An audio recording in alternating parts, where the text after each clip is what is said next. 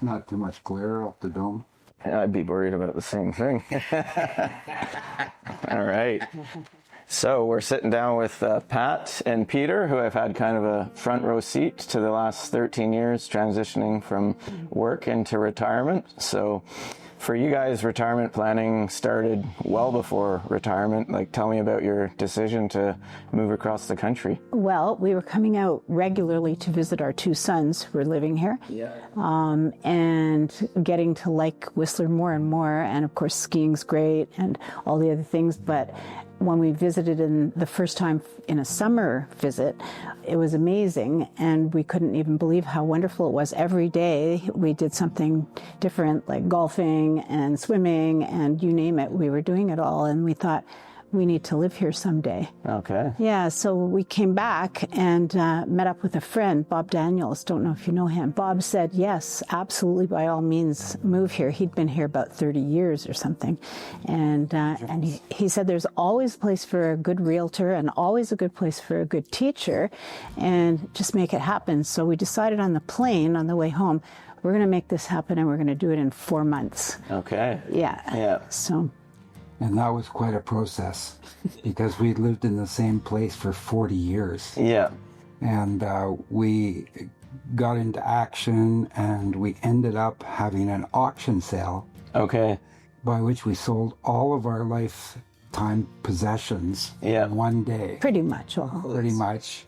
It took 3 months to organize it. Yeah. But one day, everything was gone. We had our trailer with all of our most valuable things ready to head west, and we pulled the plug. Awesome. Yeah. So later in life, was it like challenging to meet new friends in a completely new town, across the country? Not really. Where we lived in Quebec, we had lived there pretty much all of our lives, and we met many people, of course, over that time. But when we arrived in Whistler, we just got involved with the community through business and also volunteer opportunities and stuff like that. The Rotary Club, the Real Estate Association. We met lots of people. Yeah. And it was amazing that most people were not from here. So that's why Bob Daniels encouraged us to move here even later in life, because he said, no one's from here. Yeah. He said, even myself, I've been here 30 years, but I'm not really a native. Right. So he encouraged us, and we finally made that decision. Okay. Yeah. And then in retirement, both of you guys, have you kind of kept a bit of work, side work as well? Like, tell me what that looks like and the reason for it. Well, I really slacked off in the last 10 years. I retired from the real estate business, but I've been fairly active in other things like skiing. I'm a ski instructor in the winter, and I teach biking in the summer. So I've got this little gig going on a couple of days a week, and then I work also 1 day a week just to basically keep my head in the calendar at Home Hardware in Whistler. So I'm fairly busy, but not as busy as my wife. Okay. Pat, how do you fill your days? Well, I kind of like working. Yeah, it's really a big purpose in my life, I guess. And so the first 15 years I worked for Advantage School, a little English language school, teaching foreign students, and it was a really, really fun job. I met people from all over the world, and they taught me as much as I taught them, really. So that was a great job. And then this little side gig came up. It started out as a very small job. It was going to be a couple hours a week for the Real Estate Association. And of course that ended up growing because they began to realize that with a paid employee, they would be able to do even more projects. So we built on that, and there were community grants and there were scholarships and all of that stuff to work on. And it was very interesting for me, made me feel very professional again after retiring from a busy career. So I loved it, and finally a year ago I decided I didn't want to do that much work anymore. And I was teaching my granddaughter piano, and some of her friends' mothers were asking if I would teach more people. So now, a year and a bit later, I have 9 students, and but I don't leave home for that. So nice. They come to me, and I quite like having that on my schedule. Yeah. And what about volunteerism? Does that fit in with your guys' life or purpose, or what's that look like for you? Our volunteers days are, for me, have been over for a bit, but I was on the Rotary Club in Whistler and did quite a bit of volunteer work. And I was a volunteer ski patroller for 25 years. So we really put in our time as volunteers in other organizations as well as those. But Pat is still involved in volunteerism. I forgot, actually, when we were talking, or when I was writing stuff for you yesterday, to mention that I am a trustee at the library. Okay, yeah. And so that's a very interesting responsibility. I think I didn't really know what I was getting into, but it is very interesting. And then I do Whistler Olympic Park volunteering. I do Village Host in the summers. The dementia program, the Making Connections program, is something that I do once a month, and I love it. So I'm pretty busy with volunteer stuff. And then as active grandparents, what does that look like? How do you kind of stay in, but kind of keep your own sanity and your own life going as well?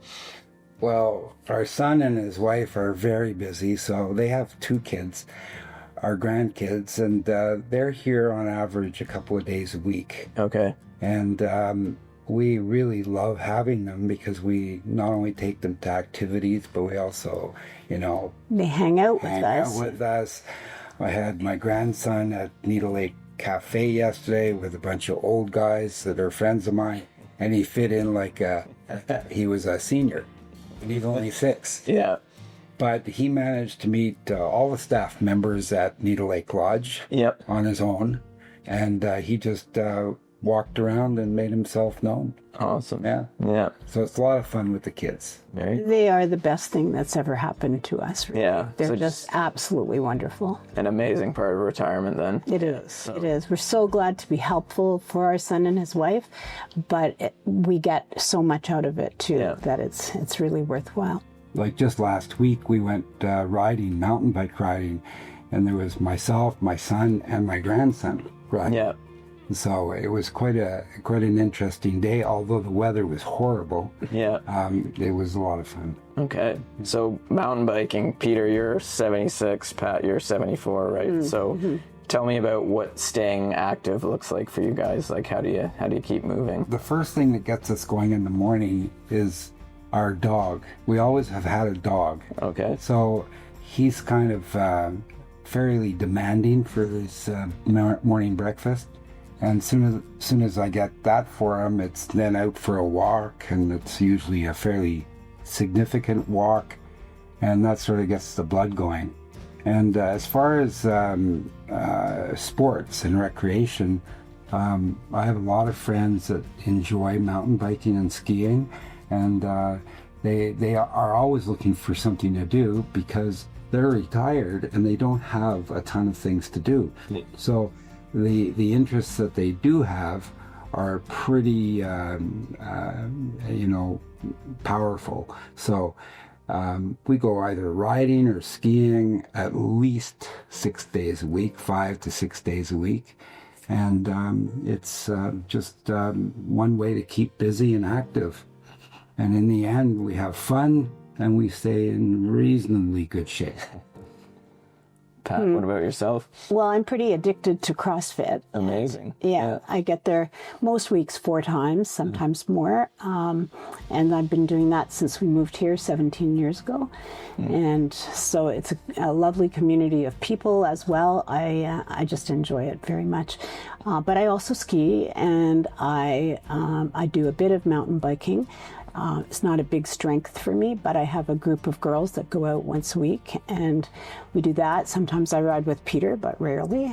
And then skiing, same thing every Wednesday. We have our Wednesday women group of skiers, and I love doing that. Awesome. Yeah. So mountain bikes, there's been a bit of a technology change in the last few years. Tell me how that's impacted you getting out as much as you do. Yeah, it has. When we first got to Whistler, one of the first things we did was buy mountain bikes. We were clueless when it came to mountain biking.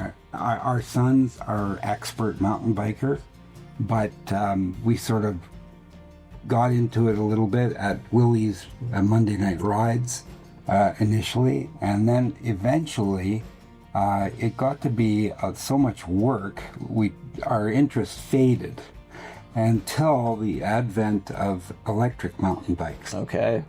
And I switched from a specialized stump jumper regular bike to a Da Vinci e-mountain bike about 6 years ago.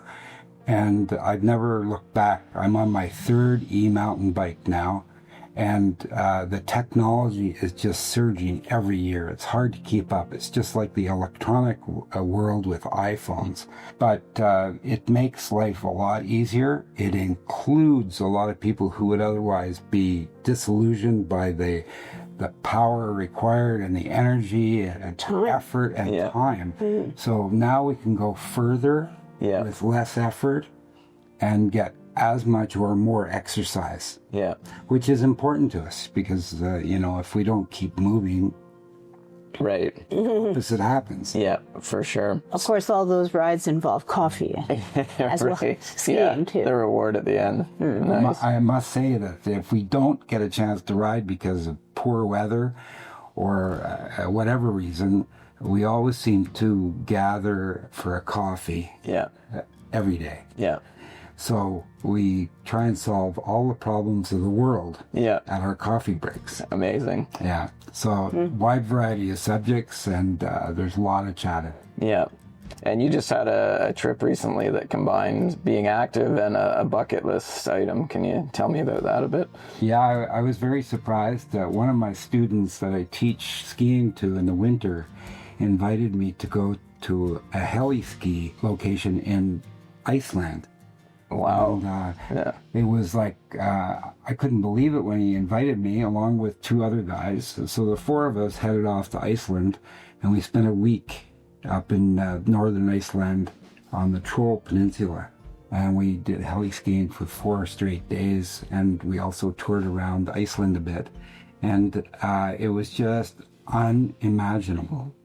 The views, the vastness, the wilderness, there's nobody that lives there. And it was just like you were in heaven. Yeah. I hadn't been heli skiing ever before in my life. Pat and I did some heli cat skiing in New Zealand at one point in time, but that was for one day, and it was a pretty quick trip that was also extremely memorable. Yeah. But that was, 15 years, at least 15 years. Probably, yeah. And so that we were younger then and so on, but now with ski technology and also the constant learning curve of skiing, seniors are, available to and capable of skiing almost anywhere. Amazing. Yeah. And has travel been a big part of your guys' retirement? Any trips that just happened or trips coming up? Well, we just went to Scotland for 3 weeks. Nice. That was kind of a dream come true. I was born in Scotland, so had always really wanted to go and explore my roots. And Peter's mum was from Inverness in Scotland, and so he also was quite interested. And it was just a lovely trip, wonderful time. Very good. And then as you guys went into retirement, what did it look like kind of navigating you guys both being at home together? Was there big changes in your relationship or the structure or roles of how you guys did things? Not a lot, because both of us are quite busy. Yeah. So we're both going different directions in a lot of cases. Yeah. When we come together, like skiing or biking, it's a lot of fun. We might take the grandkids out biking in Lost Lake Park, that kind of thing. But we do have quite a wide social group that we have suppers with and enjoy recreation with. We're often together, but not so much so that we're on each other's nerves. Yeah. Yeah. Well, sometimes. So you'd say it's kind of key to have your own worlds and then your together world kind of thing think so. as important. Yeah. We have a whole swath of different social contacts, that's for sure. Yeah. You know, walking down the village stroll, Yeah. I know people he doesn't know and vice versa. So, Yeah. Amazing. What would you say have been like the biggest challenges or surprises like transitioning into retirement? Well, don't forget we moved from Quebec to Yeah. the West Coast. And the biggest shock, of course, was the real estate prices. Right. And the cost of living is slightly higher as well in Whistler versus other places. But we were lucky in the stages that we entered the real estate market in Whistler. And when we first came here, we rented for a year, not knowing how we were going to fit in because the house costs were so much higher than Quebec. Right. For example, when I was in the real estate business in Quebec, and we were selling homes in our area for less than $100,000. Yeah. We come out to Whistler, and the homes are 5 times, 6 times that price. And we're scratching our heads. At our age, are we starting to re-enter the mortgage scene? Right. And how is that going to look in the future? But we gradually went from rental to a small place and then a little bit bigger place, and then we've never moved so many times. After being 35 years in the farmhouse. Yeah, in the 17 years that we've been here, This is our fourth. this is our 4th move, and we were at our old place in Quebec for 40 years. Yeah. So that was a bit of a challenge, but That's an exaggeration. You're making us sound like we're 100 years old. I believe it was 35 years. well, in any case, it was a lot more frequent, a little more pressure on trying to find just the right place. I think we found the right place to sort of be our last settlement. But who knows? Aging in place in Whistler is a challenge as well because there is no assisted living residences in Whistler, which we are very interested in trying to follow up on. But we're really happy where we are right now. So knowing everything you know now with your retirement, would you have done anything differently? We probably would have moved out here earlier. Yeah. Earlier in life. But we had a really, really great life back in Quebec as well. We lived on a farm in a rural community. And Pat had her professional position in the school board, and I had a real estate business, and we were farming. Everything was just excellent until we discovered that the mountains in the west, the draw of the mountains. So we visited our sons, and also it reflected on my past visits to the west, which were probably 30 years earlier. Right. Yeah. So we probably would. His numbers are a bit wild. We probably would have moved out earlier. Yeah. But my parents were still alive when we discovered Western skiing, and I just couldn't leave. Yeah. And so we stayed for a long time. What's next for you guys? What's still on the list that you're hoping to get done? Any big plans coming up? Nothing really big except maybe some more traveling. Yeah. There's places that we haven't been, and certainly we'd like to go to. So we have aspirations to travel to Japan as one potential place. We're going to think about these big vacations fairly carefully because being retired, you just can't throw everything away on fun. Right. Well, we have a lot of fun right here where we live. Totally. Yeah. Excellent. So just in closing, if there's like people that are like nervous or stressed about retirement coming up, what kind of advice, words of wisdom could you give to them? Stay involved. Get involved with other people doing good things. It's really valuable. Yeah, don't worry about retiring, because you're going to find other people that are in the same situation, that the community is one big community if you let it be. Don't be a hermit. Get out there and meet people, and there's a significant number of seniors, especially in Whistler. Almost 25% of the population, the permanent population of Whistler, is our seniors. So there's endless possibilities to socialize and fill up your day. Yeah. So don't be worried about quitting your job and having nothing to do. There's plenty to do. Amazing. Well, thanks so much. Yeah. Okay. Thanks for your time. Perfect.